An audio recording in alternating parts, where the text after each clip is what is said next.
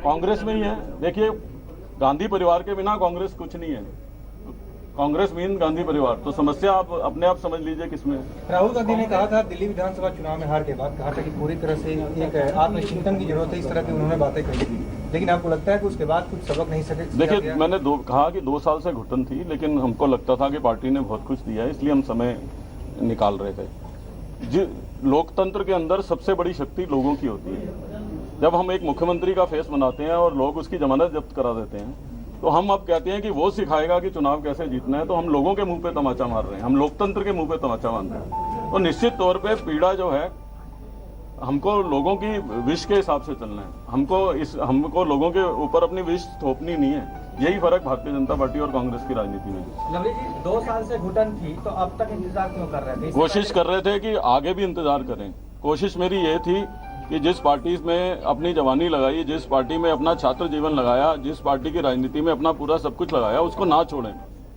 जब बातें लिमिट से पार हो गई, मैंने आपको बताया कि एक वरिष्ठ नेता इल्जाम लगाते हैं कि एमसीडी की टिकटें बिक रही हैं, वो इल्जाम गलत है या सही है, वो बात की बात है, लेकिन उनसे कोई बात करने को तैयार नहीं है, और बहुत सारे वरिष्ठ नेताओं से। तो आप बताइए कब तक जो है इसमें हम घुटन महसूस करते हैं। और ईमानदारी की बात यह है कि ये फैसला जो मैंने पूरा तय किया कि मैं कब जाऊं, 4 दिन पहले मैं अपने घर पे टीवी देख रहा था, और सीआरपीएफ के जवान जो हैं के साथ जिस तरीके का व्यवहार कश्मीर में हुआ, मेरे बेटे ने कहा कि क्या आप ऐसी पार्टी में हैं जो इन लोगों के लिए भी आवाज़ उठाने से शर्माती है। तो उसी दिन मैंने निश्चित कर लिया था कि मुझे जो है ये पार्टी छोड़ के अगली पार्टी में कांग्रेस में अध्यक्ष पद नाम मिल पाने का गुस्सा तो नहीं?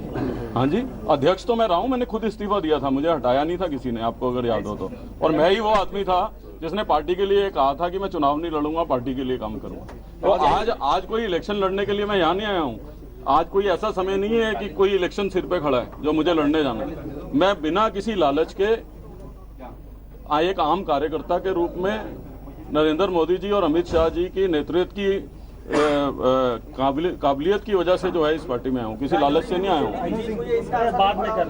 हाँ जी, क्या चीज? बाकी बातों के लिए हम लोग आप लोगों से फिर कल बात करेंगे। हाँ, राजनीतिक आदमी जो हैं वो हार जीत से फैसला नहीं लिया करते हैं। आइए सर, आइए।